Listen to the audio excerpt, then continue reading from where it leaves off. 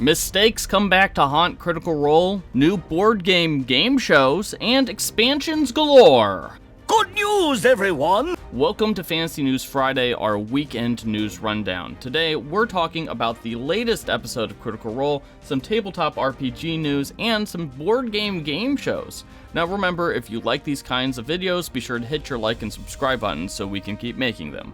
Now, on to the news. Here's a headline for you.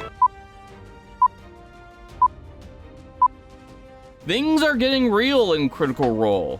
The latest episode featured a lot of mistakes coming home to roost, with Delilah briefly taking control of Laudna to rage about Orm gaining a power that should have been hers, at least in her opinion. Right before she retires, I just say, your power should have been mine and not gone to the halfling. And Odahan Thule attacking the party and almost killing both Orm and Fern. Keep in mind that Odahan only discovered the party because Orm keeps pushing to use the Rudis web to keep track of their enemies, and that basically blew any chance of secrecy that the party had, because now Odahan knows exactly where they're heading next.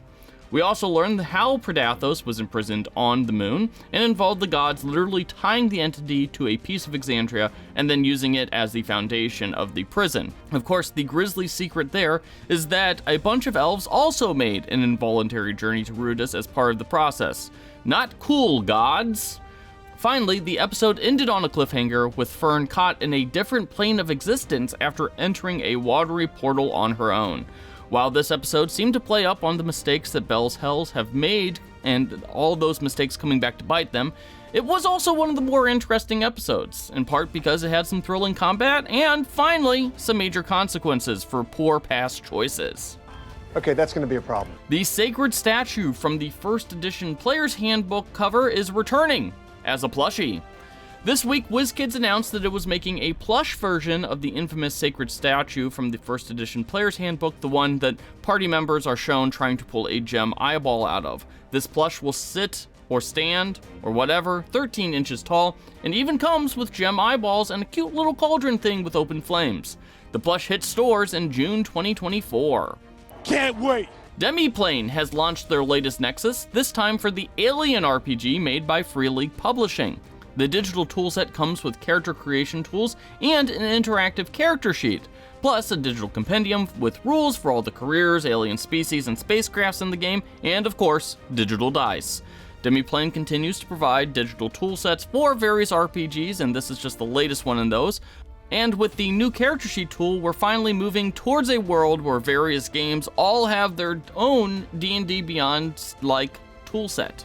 That's what I'm talking about! A new expansion is coming to Avatar Legends. Uncle Iroh's Adventure Guide will add 4 new character playbooks, a new setting, 10 new NPC legends, and 5 new adventures set in various eras of the Avatar universe. Plus, it also comes with new GM tools to add multi-generational stories to campaigns.